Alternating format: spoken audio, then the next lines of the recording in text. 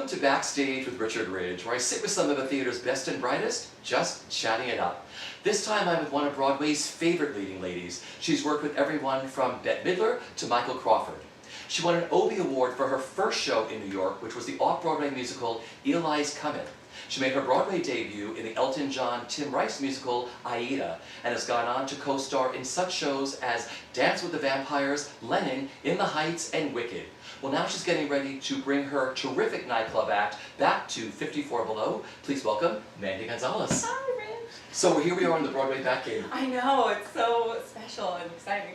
Well, you've been a part of BroadwayWorld from the very beginning. I have. I actually met Rob Diamond during Dance with the Vampires. I found out that he put together Michael Crawford's website. So I met the lovely ladies of the NCIFA and the Michael Crawford fan club, and they told me about Rob, and I met Rob and we became really tight friends, and he was like, do you have a website? I'd love to put a website together for you, and he did, and then he said, I'm going to also put together this new website called BroadwayWorld, and I'd love for you to take a look at it. It's just my passion for Broadway and what I love, and a place for actors to go, and now it's become just one of the biggest sites ever. So. Well, as we get started here, I want to thank you for being a part of our 10th anniversary concert. I know! How cool was that at Joe's Pub? So crazy. It was so much fun and so cool and just so well put together, and I had such a great time. Yeah. And I love, I love the fact that we were celebrating BroadwayWorld and Rob Diamond, and big fan. And Oz. And Oz, yeah. It was like a great combination of everything. Well, you're about to return to 54 Below. I am. With your nightclub act. Yes. What can fans expect? Well, it's called Love Always, and it's a great way to, it's a great way to get to know me a little bit deeper, and you get to hear some great music that I love, and I tell a lot of personal stories. We have a lot of fun. It's a lot of belting, a lot of high singing. It's a good time, so they can expect to have a great time. Well, talk about the material. The material, actually, I've been putting together this show for a long time. Just the thought about it, Love Always, broken up, comes actually from these letters that my parents actually met as pen pals. My father is a Vietnam veteran, and while he was in Vietnam, he didn't have anybody to write to, so he wrote to my mother, who he got her address from a friend, and then my mom wrote him back, and they were corresponded throughout the war. And my father ended every letter, and he wrote it "Love Always" with 2 L's. And so this show actually started with that thought. So it's really very personal to me, this whole show. So it's been a great experience. So I can't wait to do it again. So what was it like going through material and honing through it all and seeing? It was interesting, I have a fantastic musical director, Brian Nash, and then we brought Eric Michael Gillette on board, who I'm such a fan of, and it was really just about finding those first 3 songs that would really get the story going. And working with Eric Michael, he was like, okay, send me a certain amount of songs, and which one can't you live without? And I was like, well, this one I can't live without. And so it really just kind of, the process started from there, really beginning the story, and then through the music being able to tell the whole thing. So what do you love the most about doing cabaret as opposed to stage work? It's so different. It's such a different art form. What I love is that I really, when I do a show, I'm putting on a character, I become somebody else. And when I do cabaret or concerts, I'm really myself, and it's very freeing and also terrifying at the same time. Because if they don't like you, if the critics don't like you on stage, they don't like you, but if they don't like you, they don't like you. So, but it's really, putting yourself out there, and there's something very thrilling about that I love, and I love doing concerts and cabaret work. So it's been awesome.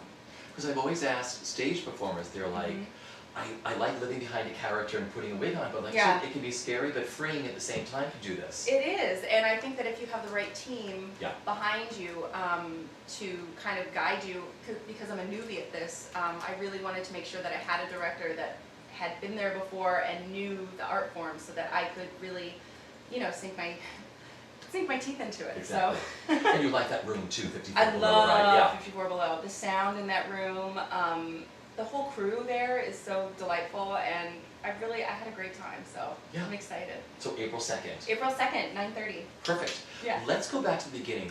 Yeah. Where did your love for performing begin growing up? And how did you get started? Well, I got started as a kid. You know, I had a grandmother who was really into musicals and singing, and I had parents that both worked all the time.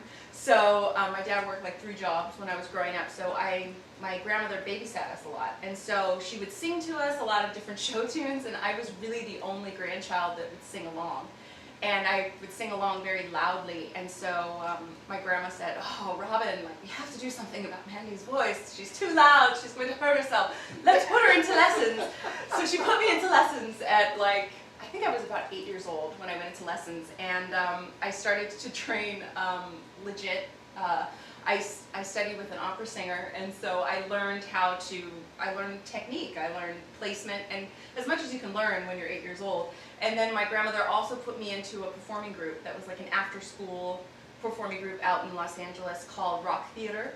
And I would go around to different malls and sing, and it was just a platform for me to just express myself, and it was an amazing way to grow up. I mean, I was with a lot of older kids, but that was okay because I was the youngest kid anyway in my family, and you know, it was a way for me to sing my show tunes in peace, and because my family, my parents, and my siblings are not into like show tunes and musical theater. I mean, now they are. It's really funny because my brother, we're a year apart, and my brothers and I are like totally opposite in that way.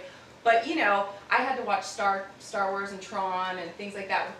We had a Laserdisc when I was growing up, and so my brother had to watch like musicals, and he's a big fan of like Family Guy, and so he called me the other day, and he's like, "Mandy, Family Guy, they're playing Shikoopy, like." He'll be really embarrassed that I tell the story, but I'm like, what have I turned you into? Like, my brother knows who everybody is in the whole Broadway community, just because like that's what I loved and you know was my passion. So anyway, that's how it started for me. So what was that defining moment for you when you finally said, you know what, I want to be a performer, I want to try to make a living at this? Do you remember? Yeah, I went to this camp when I was about 15 called Broadway Theater Project in Tampa, Florida, and Anne Ranking was the artistic director, and Deb McWaters. And it's a camp that you have to audition for, that you go and you just do musical theater for 2 weeks, and you're really with the cream of the crop. I mean, since moving to New York, I've seen a lot of people from that camp, a lot of people on Broadway that have continued working and done other things, and it really was the turning point for me. You know, I was no longer doing my rock theater. I kind of just wanted to do something more, you know. And when I went to that camp, I was like, this is what I want to do. And it totally changed my whole focus. And I was like, I want to go to New York. Because at the camp, that's what everybody talked about. It was like, some people were already in New York, some people weren't. So it was like, okay, how do I get to New York? What is my trajectory? So how old were you during the camp years? The camp years, I was 15 and 16. I went to that camp. Yeah, and it completely changed my life. I mean, I worked with Gregory Hines. I worked with, you know, Anne Ranking on a daily basis, and it was thrilling. I mean, Jeff Calhoun came and taught a class, and every teacher, Treat Williams, every teacher came and completely changed my life. You know, when you're a teacher, you don't really know the impact that you have on a student, and for me, it changed my entire life. So. Oh, I'm sure you learned everything about Broadway musicals through those people. Everything, and you know, they treated it like you're in rehearsal for a Broadway show. I remember one person was late, and Anne Ranking was like, "Why are you late?" And I was like, "Oh my God!" So I'm trying to never be late. Sure. You know, now that I have a child, it's a little bit harder, but I'm always on time because that's always like embedded in my mind to really take it seriously and you know take your craft very seriously. What a great way to start. It was a great way to start. You know, who knew that it would all come true, but that was like what I wanted. Perfect. Your first big break came as a backup singer for Bette Midler in her Millennium Tour? Yes, when I was 19. How did that happen? That happened because of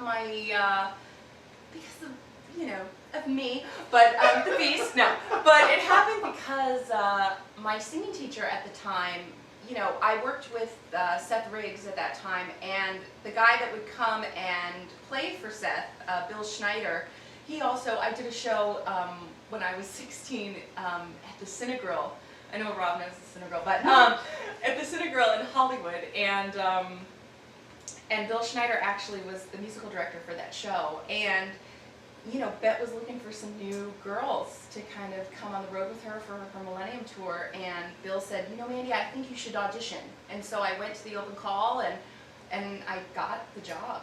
And she was there in the room, and I'll never forget it.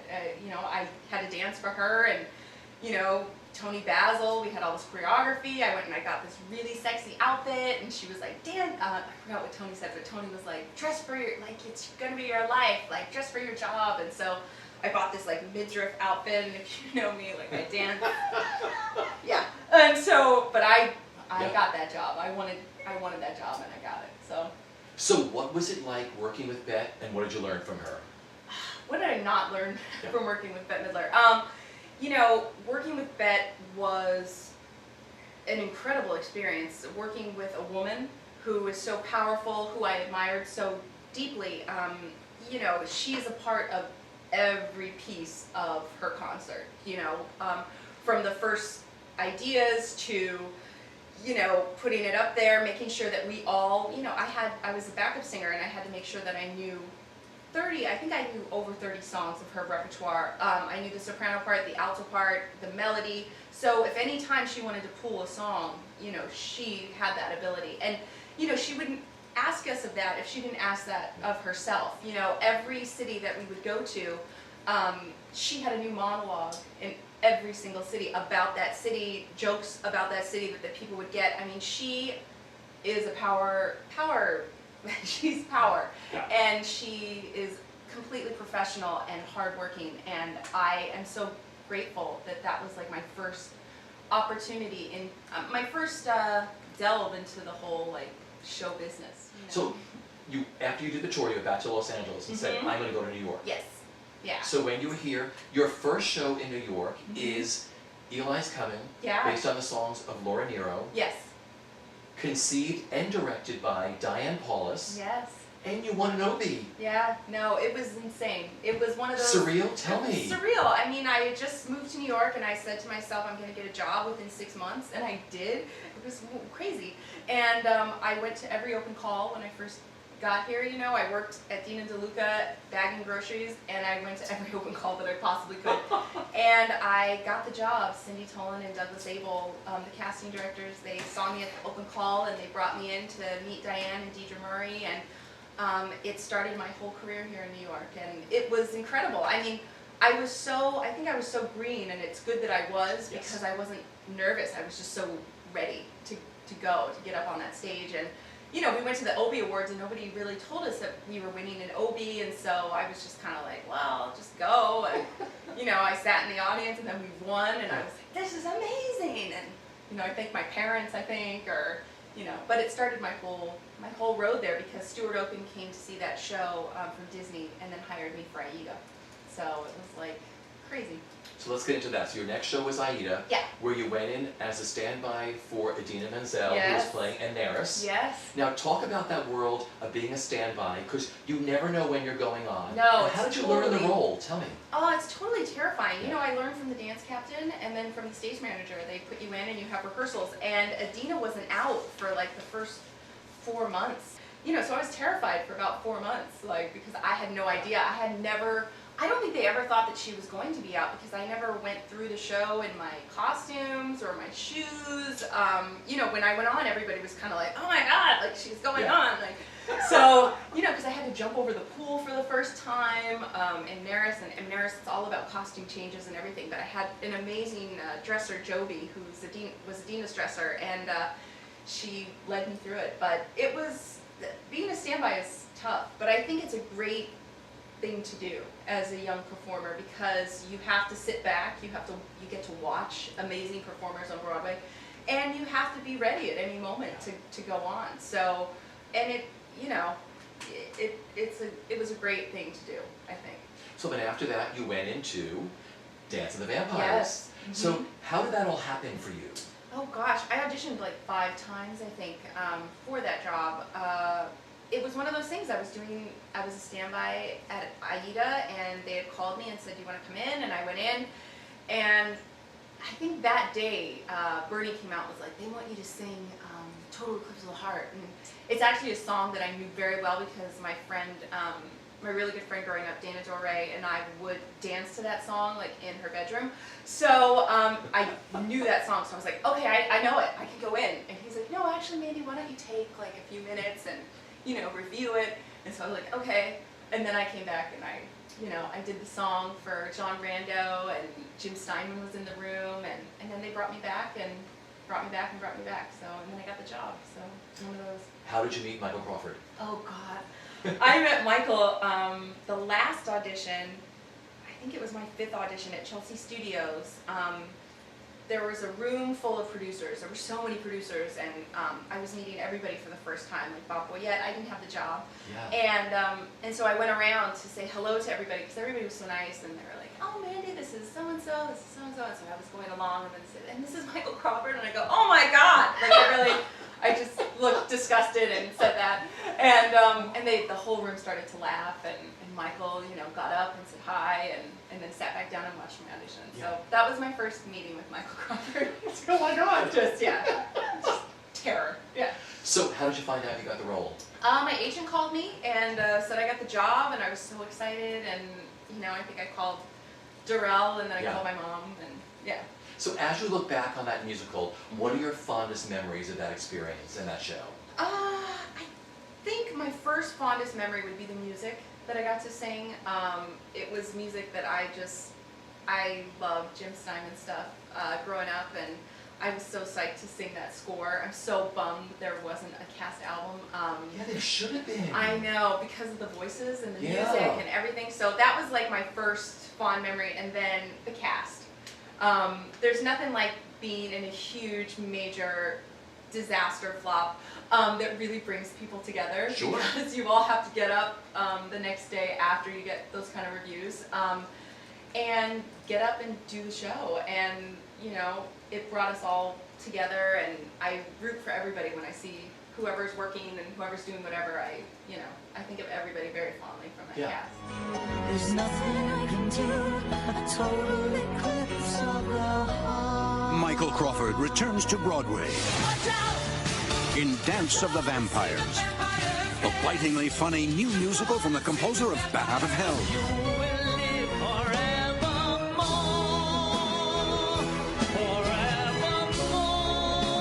Call Ticketmaster for the one new musical that really bites. Dance of the Vampires. So after that, you went back into Aida this time as Yes. a Maris, Mhm. and you co-starred opposite Toni Braxton Yes. and Will Chase. Will Chase. So what was it like going back into the show now as the role? Oh, it was great. Yeah. It was great. I mean, working for Disney was fantastic, and I had a blast. And working with Toni and Will was just, we had a great time. We had a great time together. It was short. I think we did it for about 8 months or something, Yeah. and it was short, but it was great. Did it come right back for you? No. I mean, you know, after you do one show, it's kind of like actor's nightmare when you first begin. Like, do I remember this? I don't know. But then it's like old hat, you know, Yeah. you're like, oh, but all the costumes, you know, when you do it as a standby, you don't get all new costumes, but when you do it, when you come as the lead, you get fitted at Matera's, and it was like, you know, a really big deal. So after that, you went into Lennon.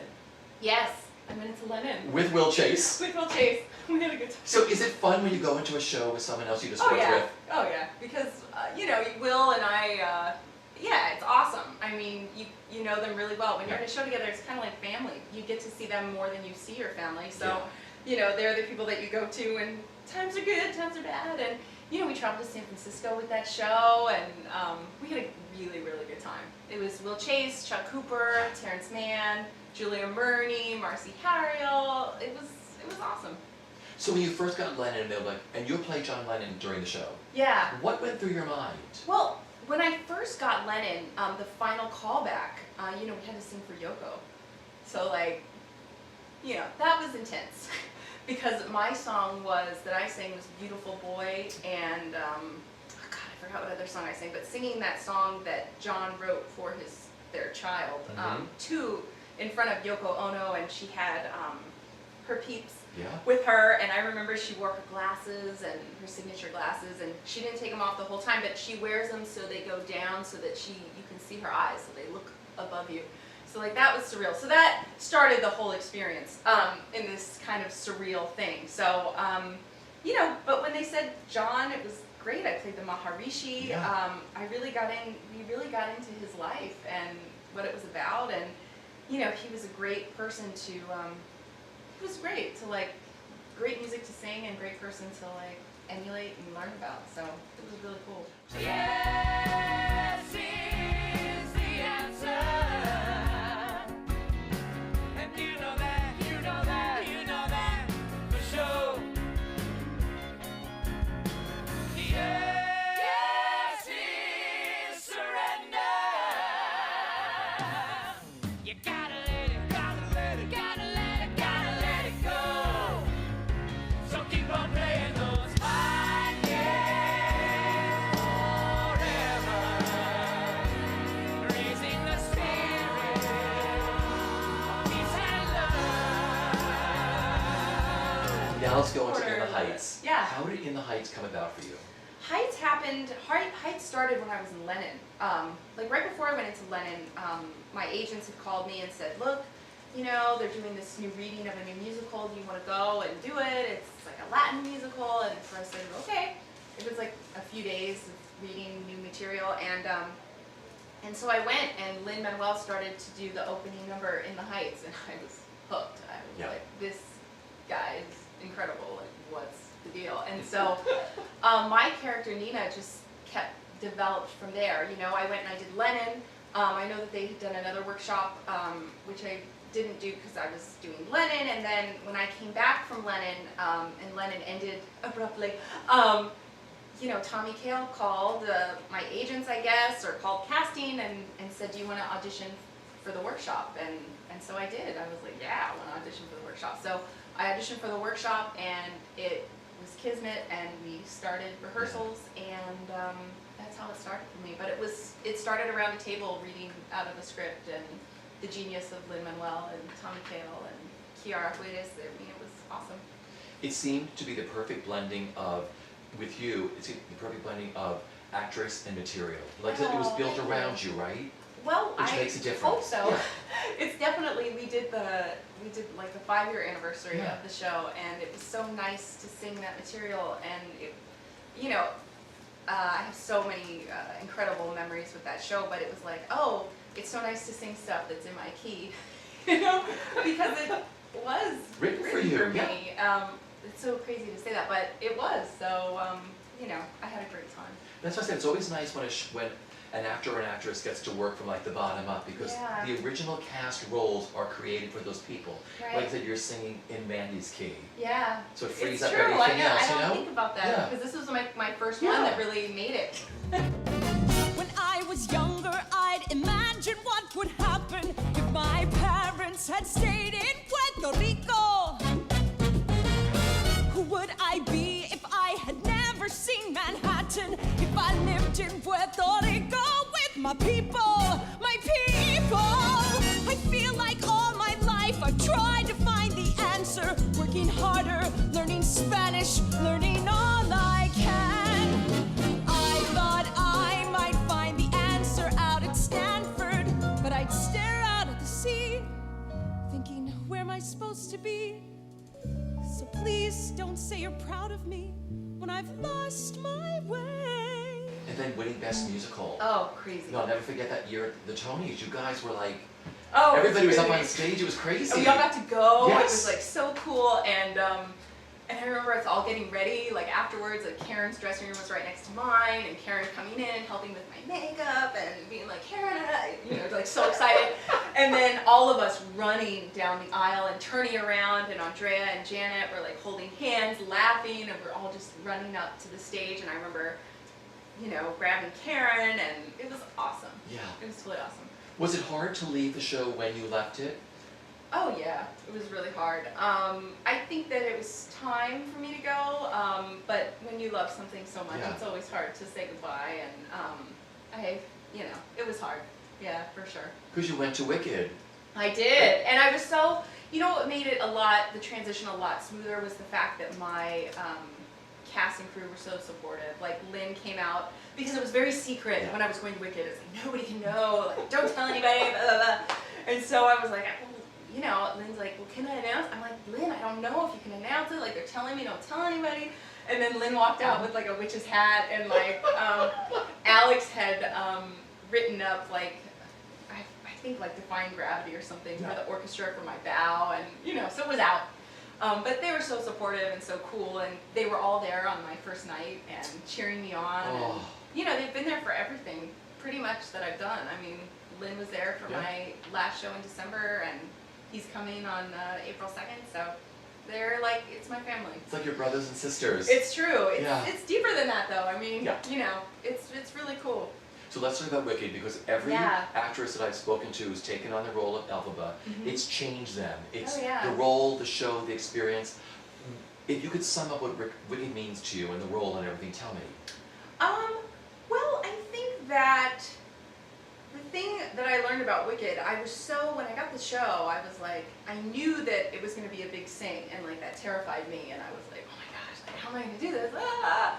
And it was the role that kind of, I would say, gave me a lot more strength and a lot more confidence in my abilities. So it definitely did that for me, because I realized after you do something like Wicked, you can really do anything, because it's like, you know, it's a grind. It definitely is. And when you're getting ready for that show, you know, I got ready vocally, but, you know, physically, it's like crazy. I mean, you have to wear like a 20-pound dress, you carry around a broom that weighs like 20 pounds, you fly, you're painted, you're going up trap doors, and you have to make sure you hit your mark every time, or else you could be killed. I mean, you know, it's like intense.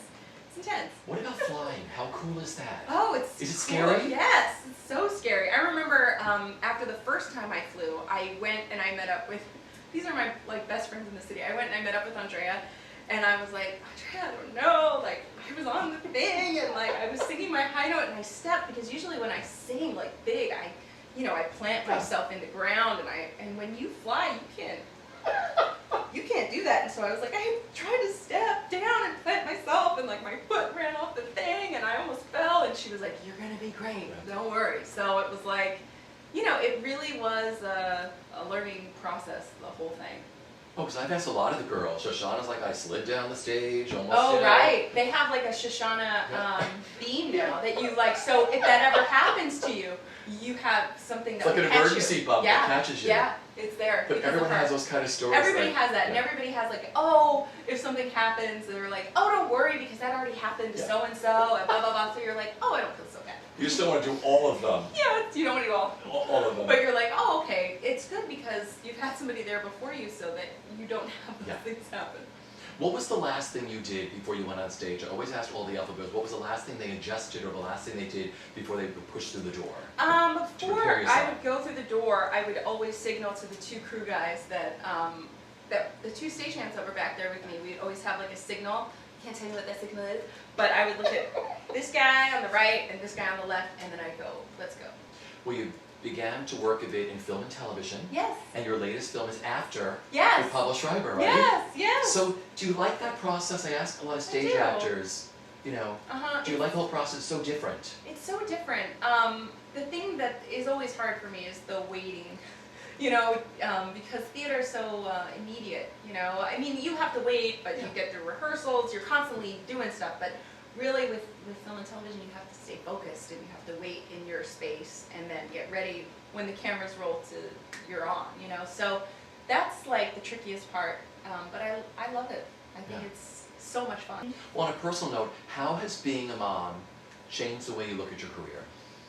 I think it changes everything. I mean, it changes your entire life, because you are you're allowed to be in this world of a mom, and where it's all about this person that you love so much, and it's changed my world, and I think of her with everything that I do, even today. You know, I have to make sure that she's taken care of, and it opens my world and it changes my world for the better, and it makes me a better performer and a better actor because I'm just tapped into parts of myself that I was never tapped into before.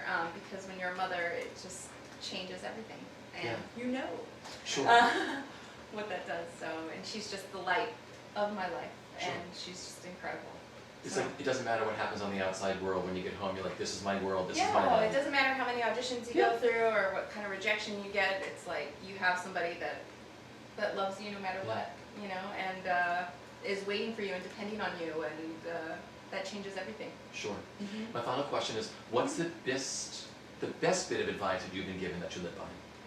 Oh, when I left for New York, my mother told me this quote that she had read, and it's translated actually from Spanish, and in Spanish it's much more beautiful, but it's, "Traveler, there is no trail, you blaze the trail as you go."